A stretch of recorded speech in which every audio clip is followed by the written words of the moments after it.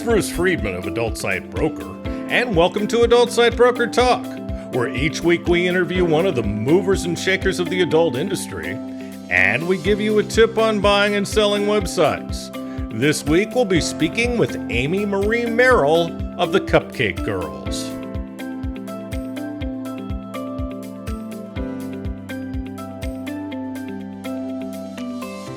Adult Site Broker is proud to announce the launch of our new website, Adult Site Broker 3.0, at adultsitebroker.com. The look and feel of the new site is nice and up-to-date and easier to navigate. The new site also has links to our affiliate program, ASB Cash, and our new blog. Speaking of ASB Cash, we've doubled our affiliate payouts. Now when you refer sellers or buyers to us at Adult Site Broker, you're going to receive 20% of our broker commission on any and all sales that result from that referral for life. You can either place a link to us on your site or refer buyers and sellers through an email introduction. ASB Cash is the first affiliate program for an adult website brokerage. Check out asbcash.com for more details and to sign up. Now let's feature our property of the week that's for sale at Adult Site Broker. Actually, our property of the week this week is a reminder that we always have some private listings available in addition to what you see on our website and in our newsletters. Right now we have a cam site, dating sites, and pay sites available. We often have other types of sites as well. In these cases, the owner of the site is usually expressing the utmost care to make sure that the identity of their site or company doesn't get out for a variety of reasons. These are also generally larger listings with big revenues. If you're interested in finding out more about our private listings, please complete our buyer's NDA on our website and contact us to see if you qualify. Now time for this week's interview. My guest today on Adult Site Broker Talk is Amy Marie Merrell of the Cupcake Girls. Amy, thanks for being with us today on Adult Site Broker Talk. Thank you so much for having me. I'm so happy to be here. It's a pleasure. Now, Amy Marie Merrell is the executive director of the Cupcake Girls. Since 2006, Amy has been working with domestic violence survivors, as well as in the prevention and aftercare of domestic sex trafficking. Amy truly believes ensuring folks have access to resources in order to achieve their goals is the most beautiful form of advocacy, and considers her role with the Cupcake Girls her life's work. When she isn't in the office, you can find Amy exploring the outdoors with her kid Lux and her pup Luna. You only have one pup? We have 6. I know. I'm not as cool as you yet. God, I need to be, though. One of these days. There you go. So the Cupcake Girls provides trauma-informed outreach, advocacy, holistic resources, and referral services for the prevention and aftercare of those affected by sex trafficking, as well as confidential support to those involved in sex work. They offer assistance to individuals as they move towards greater independence and self-sufficiency. The Cupcake Girls envisions a world where sex trafficking is eradicated, we can only hope, and consensual sex workers are safe and empowered. So, Amy, tell me a little bit about you. Who is Amy? Well, I love long walks on the beach. Yeah, don't go down there. Don't go down that path. That's funny. Yeah, so I am sober. I am a single mom, and I've been working with sex workers and sex trafficking survivors, like you were saying, since 2006. And it's really interesting to me because my dad's a retired major in the Army, and I grew up kind of everywhere and seeing a lot of everything. And something that my parents were really invested in when they were raising us, because I'm the oldest of 6 kids. I'm the only girl with 5 younger brothers. Jeez. It was wild growing up. I just was raised with this idea of, if you're in the community, you need to be giving back to the community. And so my parents growing up, they were always having us volunteer, make sure that we were really trying to put ourselves in the shoes of other people that we're in the neighborhood with. Something that's been interesting is I have always been surrounded by sex workers. I've always been surrounded by sex workers and sex trafficking survivors. And sometimes I didn't even know it until later. But it's been interesting because it's just kind of always been around me that I needed to use whatever privilege I had to hand the microphone over to sex workers and trafficking survivors so that they could be heard. When I was 16, I was living in a town called Eugene, Oregon in the Mm-hmm. United States. And Yeah, one of college my town, right? friends, that's right. Yeah. One of my Beavers. friends was sexually assaulted by two police officers in that Oh, town jeez. when I was 16. And she was telling me about it, and I didn't know what to say. And so I just said, well, we need to go to the police and file a report. And they didn't do anything. And Sure. she started building up enough self-determination and self-empowerment, talking about her story. And then just over a dozen other women came forward that were also sex workers and trafficking survivors, and they ended up prosecuting those guys. But it's so interesting because it took so long for them to get justice. Oh, And I think sure. that's essentially the feeling in our society, is that, sex workers are honestly people who enjoy sex, or people that are somehow monetizing Mm-hmm. something and not in the way that society has decided it's okay, Right. that they don't matter.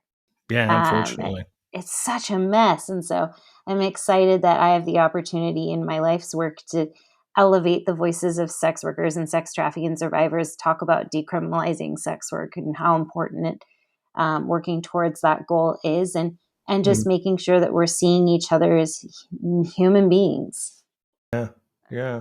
Yeah. And you mentioned two police officers sexually assaulting your friend. That happens so much. It happens so Yeah. much to sex workers. Was she a sex worker? Yeah. And it happens a lot to sex workers because they kind of have them over the barrel. And as we both know, cops are so hard to prosecute, especially when a sex worker is the victim, because nobody believes them. Right. Yeah, it's kind of sad. Yeah.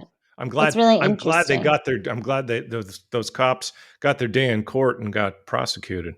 Right, exactly. And I think when we're looking at systems that we're upholding as a society, we really need to take a hard look in the mirror, because, at least in the United States, we're paying taxes into this system. So Yep. essentially, we're enabling this system. And I mean, it keeps me up at night, the Sure. fact that the things that I've paid into, that I'm a part of this, and I think Hmm. it's important that it keeps us all up at night. We just finished midterm elections here Yeah. in the United States, and it's Right. fascinating to me. The race was so close, and it's like, wow, people just really don't matter to the majority of people. And so the work that you're doing to Unfortunately. uplift so many people's voices is so important on this Thank you. podcast. I'm really thankful for everything that you're doing. And Oh, thank you. yeah, I think I would like more people to know about you and everything that you do. So I'm excited to be spreading the word about you too. I appreciate that. Yeah. You absolutely made my day. So how did you get involved with the Cupcake Girls? Yeah. So, gosh, like I said, I was always getting surrounded by sex workers and trafficking survivors. So I told the story about my friend when I was a young teen, and from there Mhm. I went actually to be a flight attendant. And when I was a flight attendant on the planes, it was kind of before, you know how in bathroom stalls there'll be a sign that says, "Are you being trafficked? Call this number." Well, I was a flight attendant before those signs were in the stalls. Oh, sure. And so folks would just kind of figure out whatever resources were in different towns and refer people to resources if they would run into somebody. Sure. And there was just a spreadsheet that people would keep going, and contacts that we would all put together. And so I would see things in the airports, and it was just kind of a culture shock to me, to be honest. And then Hmm. we went to, fast forward 2009, I took a job for Wyden and Kennedy, an advertising agency in Hmm. Portland, Oregon. And we were working super late nights on a pitch, and I was running with my dog, and I saw a woman being beat up on the street. And I didn't have my cell phone on me because iPod shuffles were a thing back then. And ran backwards to the grocery store and asked the security guard to call 911. And the security guard looked behind me to see what I was talking about and looked back at me and laughed at me. And he said, "She's a prostitute. They would just arrest her anyway." And so I yelled some expletives at him and then ran to go get my phone and called 911. But by the time the police got there, the woman was gone. And I asked the officers, like, "Is this true? Would she have been arrested?" And they were like, "Well, yeah, she's got some felonies. She's pretty well known in this part of the town. And I was like, I didn't know very much about the police department. So I was like, I want to talk to your manager. And then I ended up talking to the lieutenants, the captains, and then ended up across the chief of police, which was Chief Rosie at the time. And Hmm. she told me, Amy, if you want to make any change in this world, you need to get involved with grassroots nonprofits and work to change legislation. So I've Yes. dedicated my life to doing both. And I started with the Cupcake Girls in February 2012, Hmm. after they had started the year prior in February 2011. So I was really able to get on the ground with them as they were building up the organization and be involved with a lot of the procedural things and Hmm. operational tasks, but also speaking into the idea of us having one-on-one advocacy with our clients and the importance of that, Right. and the importance of like really leaning into the work being non-judgmental.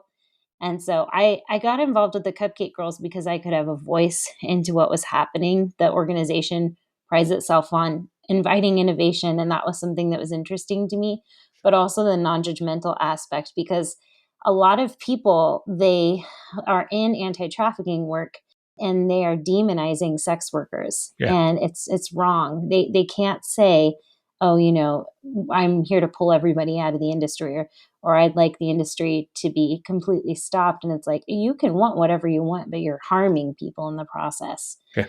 And so we Exactly. talk a lot about Cupcake Girls, a lot at Cupcake Girls about how the importance of non judgment, no hidden agendas, there's no religious connections. We're never pulling anybody out of the industry or Sure. pushing anybody in either. It's up to the client. So if the client wants to Sure. leave, cool, we'll help them do that. Yeah. Clients wants to stay, cool, we'll help them do that. But sex work is a job just like any job. And I Yep. think that aspect keeps me with the Cupcake Girls for sure. That's awesome.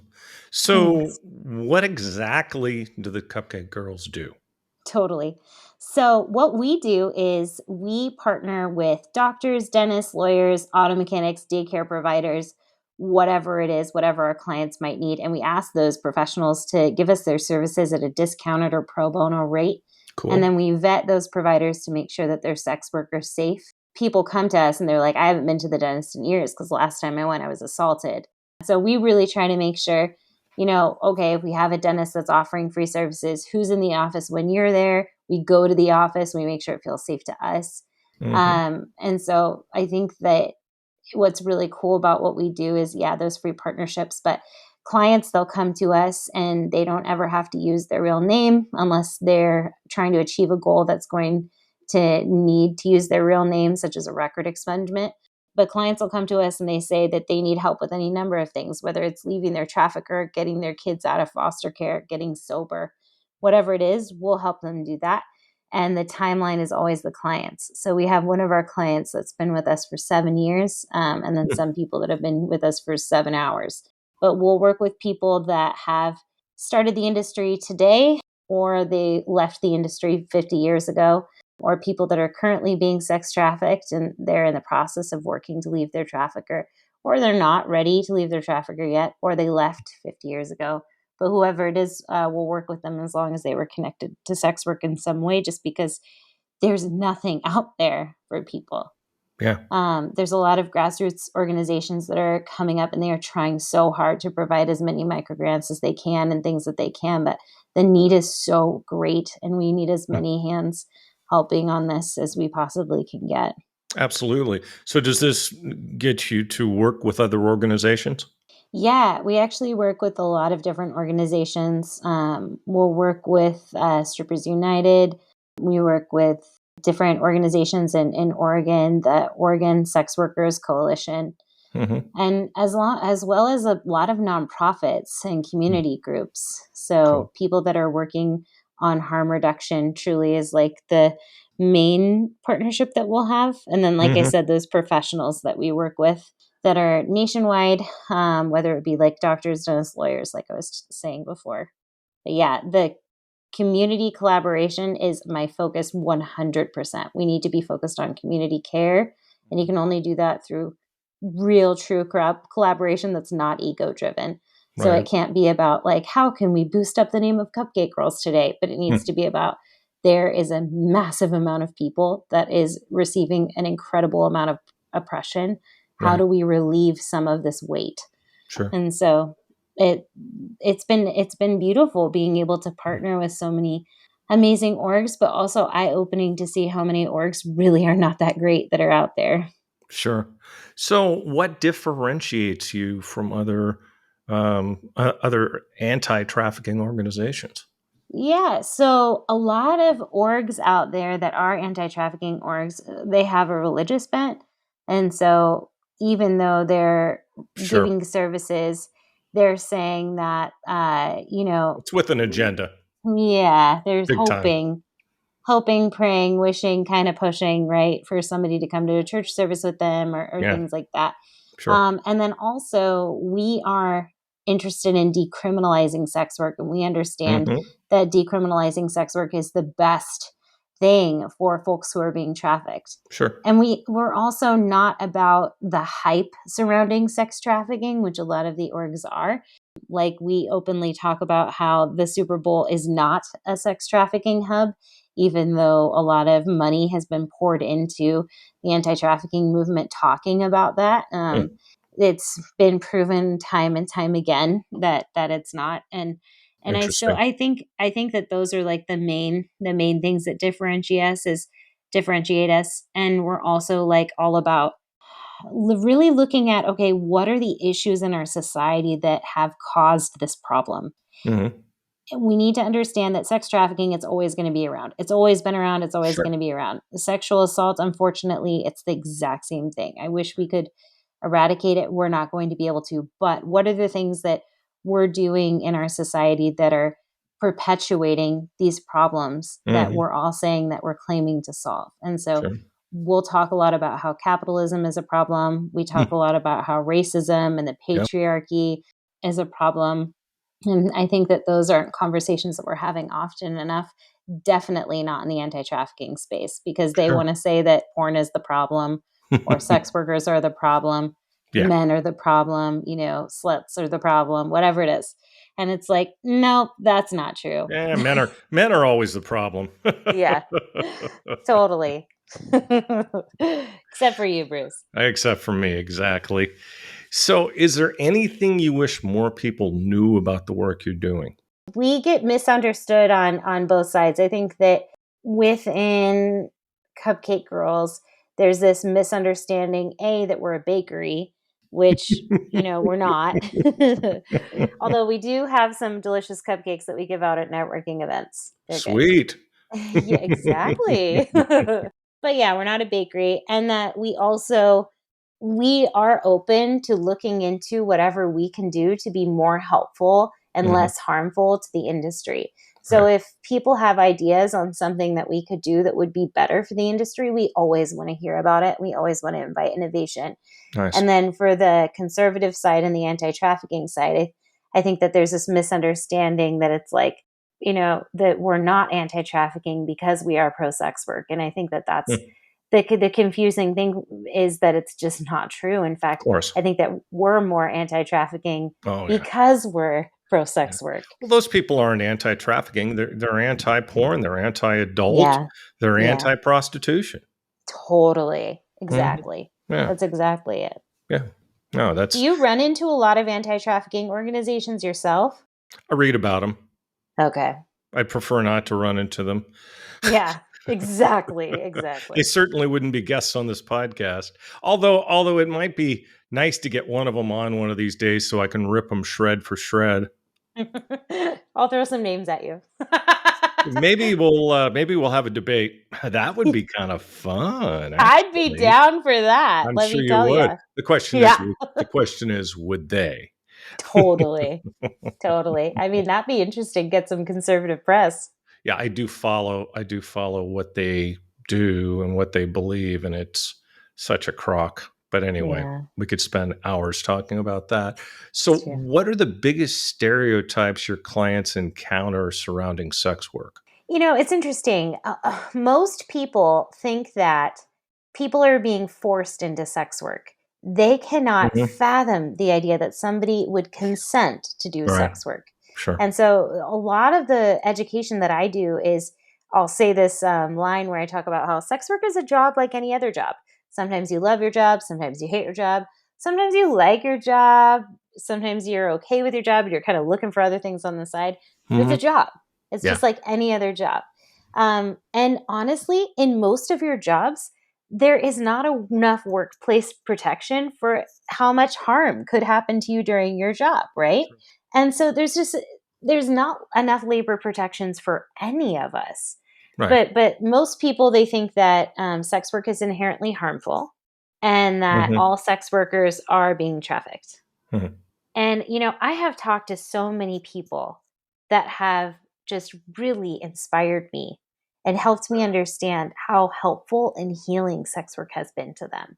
Yeah. People that had been trafficked, people that had been through horrors that like I could never even try to repeat. They are just terrible. And they will tell me sex work saved my life. Hmm. And if it wasn't for sex work, I would not have gotten me back. And sex Interesting. work has been this beautiful way of them taking back control, taking back ownership of themselves and who they are. And I think people, they miss out on the beauty. Hmm. And so I'm bummed about that. I think that a lot of folks, they're going to live their short life on this spinning rock in the middle of space, and they're going to miss out on just being able to truly openly understand and appreciate that we're all so different, and that's okay. Hmm. But Oh, I very don't true. know. Very true. And it's interesting. The term sex work, and we've talked about this on the podcast before, the term sex work used to only mean play for pay. It only used to Right. mean prostitution. In the last 2, 3 years, it's come to include everything in the adult space, Right. including modeling, including performers on OnlyFans, including porn stars, hell, including me. Hmm. So I proudly use the handle. What do you think about that transition? I think it was a really healthy one. I used to hear in the industry a lot where people would say, you know, well, I'm a cam girl, but I'm not a prostitute. Or Hmm. like, I'm a dancer, but I'm not a prostitute. Like, I wouldn't Sure. do that. And there was just this disdain, and Yeah. just a lot of infighting and separating self from like this idea of like street based sex work or of like full service sex work. Hmm. And honestly, it was really disheartening. And I've been happy to see the change. I think that it's more inclusive and brings a better space of belonging because, Hmm. sex workers have always been on the front lines of creating spaces of belonging and holding space. And of course, they would be the leaders in this as well. Hmm. But you don't win by separating yourself That's from true. the most oppressed folks, right? You only win by creating full acceptance and bringing hope to all people. And I think that sex Sure. workers over the last few years, truly, especially with Gen Z coming into the table, I think that a lot of people are just realizing like, oh, like if I want to go fast, I can go alone. If I want to go far, I can go together, just like Hmm. that African proverb, right? Yeah. So Sure. I think it's good. I think it's really good. I think it's more Hmm. inclusive. I think that it's better for everybody. And I think that decisions like that, it's going to make it an easier playing field for us to Hmm. walk into a world where we can have decriminalizing of sex work in all of our states. Sure. So, what are the some of the biggest hurdles you face as an organization? Funding. A lot of conservatives fund anti trafficking spaces. They won't fund anti trafficking spaces that are also decriminalizing sex work.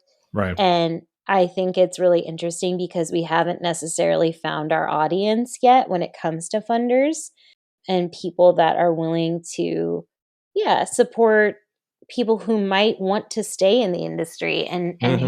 who would consider themselves to be thriving in the industry. And so I'm still working on it. I've only been in the executive director role since July 2021, and so I've Hmm. had over a year now to be figuring it out. And I think over this next year we're gonna really start to get into our groove there with funding. But it's been taking some time to figure out, Sure. okay, who's our audience? Hmm. Because we Yeah. only came out fully against criminalizing sex work when I took over last July. Got it. And so I think it's going to be interesting as we're stepping into this new phase. All right, like how do we sustain this? Because we're not going back. We need to be client centered, and this decision is important. And so I want to be able to support it with funds, but we're going to find the right funders. I believe in it. The work I is important, and they like Field of Dreams, right? If you build it, right. they will come. So I believe you'll make it happen. So thanks, man. so what are some common misconceptions about sex trafficking? So everyone thinks sex trafficking is that people are kidnapped and thrown into the trunk of a car, kept in dog cages or locked in closets. And I Mhm. see those cases more often than I would like to. But the Right. majority of trafficking in the United States is actually just over 70% is generational trafficking. So it's people that are being trafficked by their moms, dads, Jeez. aunties, uncles, grandmas, grandpas. That's really common here in Southeast Yeah. Asia, unfortunately. Totally. A lot of people within society, they end up thinking like, oh, sex trafficked people, oh, it's so sad. And they're missing kids that are being trafficked right underneath their noses. And honestly, they're missing a lot of the folks that are being trafficked within our foster care system. Oh, sure. And I think another common misconception is, well, they were obviously like putting themselves in a bad position, and that's why they're being trafficked. Yeah. It's the person being trafficked's fault. Totally. And Yeah. it's really interesting because our data is showing that there's actually multiple individual vulnerability factors that even happen before somebody's been trafficked. So you'll Mhm. see systems involvement being a big thing. You'll see sexual abuse being a big thing. Sure. People that have moved around a lot, experienced houselessness as children. Mhm. You'll see multiple, and at the Cupcake Girls, 3 out of every 4 of our clients are coming directly out of the foster care system. And Interesting. so it's really wild to me that we're not talking about the systems that are perpetuating this amount of harm. Like we're literally creating this problem. Yeah. But yeah, nobody wants to talk about it. And I think that like the sexier thing is, oh, people are being kidnapped and thrown into trunks of car. And like I Mhm. said, those things do happen, but Sure. I think we're not willing to have hard conversations about why people are being trafficked. Yeah. And big surprise, government agencies failing us. Totally. I mean, Exactly. that that has to do with so many of the problems in the United States. It's I not know. funny. So, Yeah. is sex trafficking a revolving door? Do women leave and then come back? Yeah, it's actually pretty similar to domestic violence. You leave 7 times and Wow. come back 7 times, Jeez. um, or by the time you leave, you actually finally leave or you're dead, actually, Hmm. is what the statistic is, and so yeah, it's pretty often. I think a common misconception too is that the only people that are trafficked are female. Yeah. There's lots of folks that are being trafficked that are in the non-binary community, the Mhm. LGBTQ plus community. Mhm. A lot of trafficking survivors are men or males. There's a lot of stigma that a trafficker looks and acts and is a certain way. Most traffickers are actually white, middle-aged Hmm. men, and so there's just like a lot of stigma that our society has, and then you miss who the trafficker is, which I think is interesting. Yeah. So, what future are you striving towards for women and society in general within your work? I want to see people have full autonomy over their bodies, Hmm. over who they're deciding to work for or spend their time You with. better tell the Supreme Court that. I know. I've been trying. Trust me, write Yeah. lots of letters. But Good. people need full autonomy over their bodies, and I think that honestly, we really need to be looking at all of ourselves in the mirror because we're saying my body, my choice all day long when it comes to, birth control and abortion rights. Mhm. Why does it stop when it comes to sex workers? Yeah. And so I'd like to see the conversation go deeper so people have honest conversations about why they're not being supportive of decriminalizing sex work. Well, again, it all comes down to the public's view that Right. sex workers just don't count. Right. I mean, that seems to be the prevailing problem that's really hurting everything you're trying to do. Right. Exactly. And they matter. They're honestly the most courageous and relentless people I've ever met, and I'm so inspired by them. Hmm. Sure. But I think that they make the world a better place. They really, really do. We Sure. need to all come together and make sure that they're safe.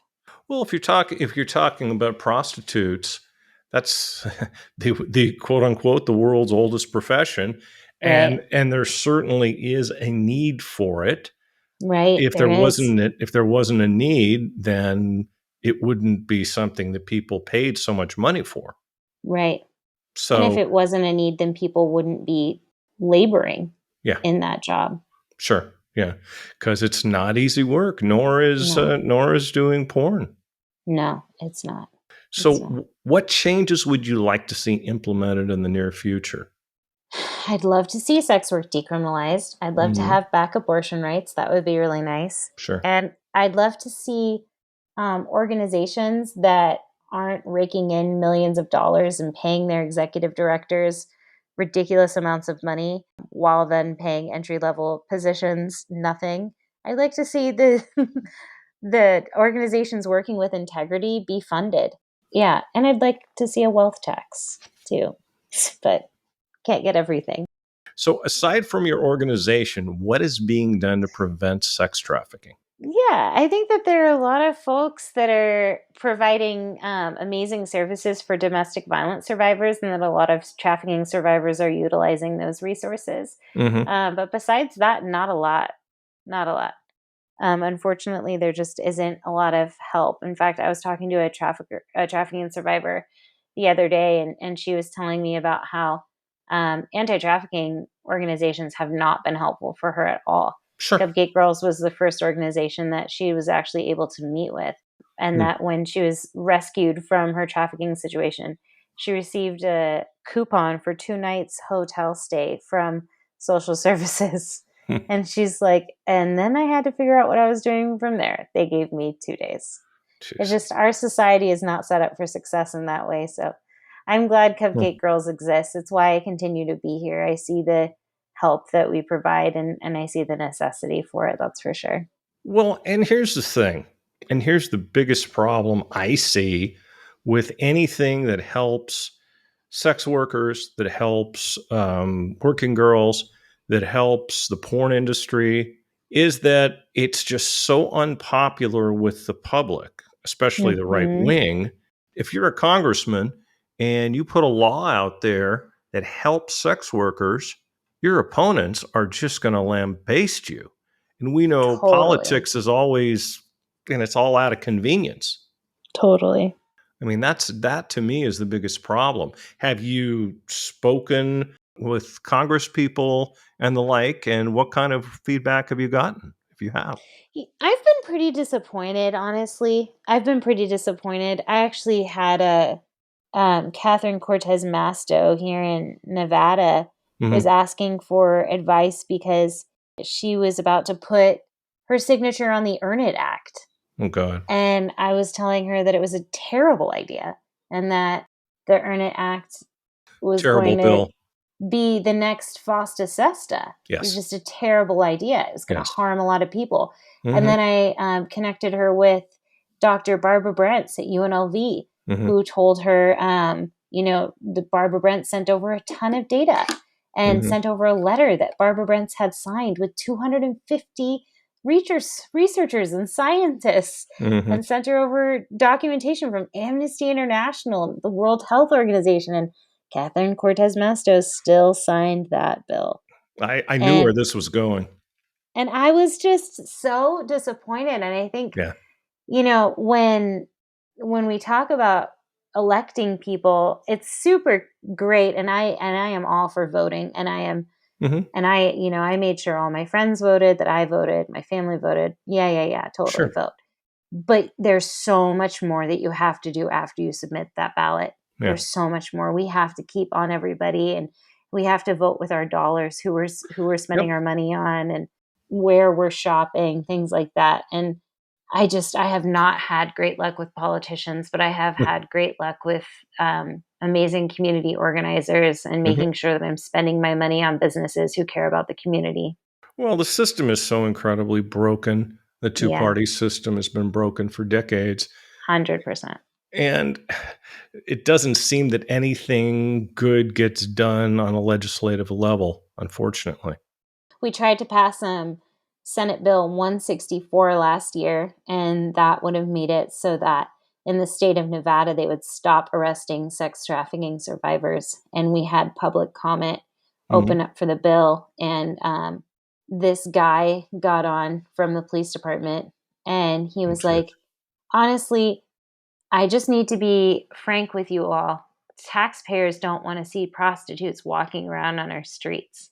Nice. And so I got on and I was like, sir, you do realize that sex workers are also taxpayers. Everyone pays taxes. Hmm. And he just got off the call. He got so mad. But it just made me realize, like, after that bill did not pass, because a ton of police officers came out Well, that sure. did not support it. Yeah, and It people just always often listen to the police, unfortunately. That's true. And I think it just made me realize, like, you know what, if they're not here to listen, to learn, then I just can't spend my time trying to convince them. I need to keep going Right. and then find people that will be convinced and Uh, will listen and Talk to will people who care. are open-minded. That's it. That's it. But I Yeah. can't keep spinning my wheels like you're saying. It's like, are these politicians working for us? Is the legislation working for us? Like, if it's not, go spend our energy doing anything else. Yeah, exactly. What has inspired you to stay with the Cupcake Girls for 10 plus years? The clients, Hmm. the participants in our programs, Mm-hmm. you can't have these conversations and see the things that we're seeing and stop. And I think that I've also Sure. seen a lot of hope from the clients later on. Like Mm-hmm.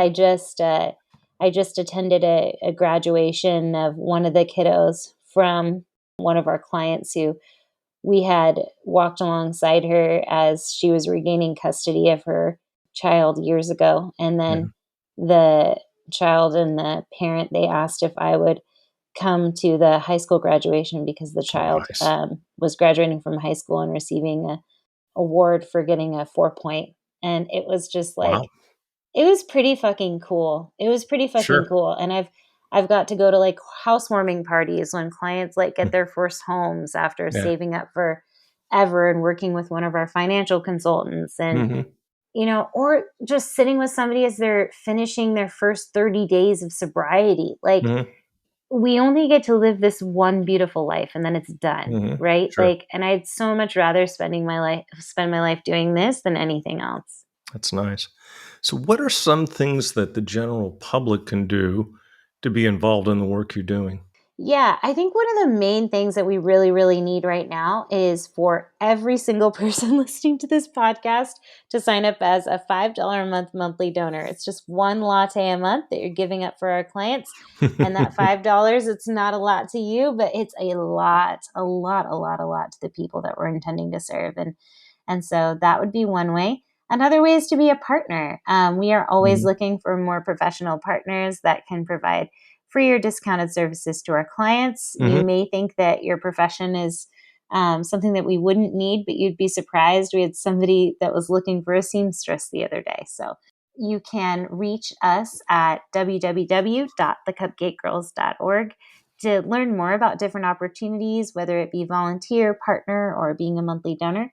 But Mhm. we'd love to connect with you. Sounds good. Well, Amy, I'd like to thank you for being our guest today on Adult Site Broker Talk, and I hope we'll get a chance to do this again soon. Awesome. So thankful for you. Thanks for having me. Thank you. My broker tip today is part 3 of what to do to make your site more valuable for when you decide to sell it later.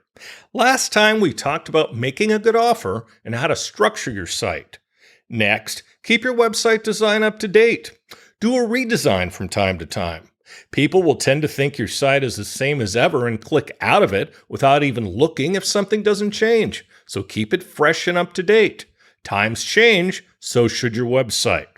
Look at what your competitors are doing and see what it is you really like. If you know a site to be successful, look at what it is they're doing and do some of the same things. I'm not saying copy it. I'm just suggesting you improve your site by looking around a bit. You've got to keep up with the times or you're going to end up being left behind. Also, keep an eye on your competition and make sure you're offering everything on your site that they are or more. Don't just look at their design, but make sure your offers are good and competitive. The same goes for your content. Do you ever wonder why one site does well and others don't? Check out the competition's content. What are they doing that you're not doing?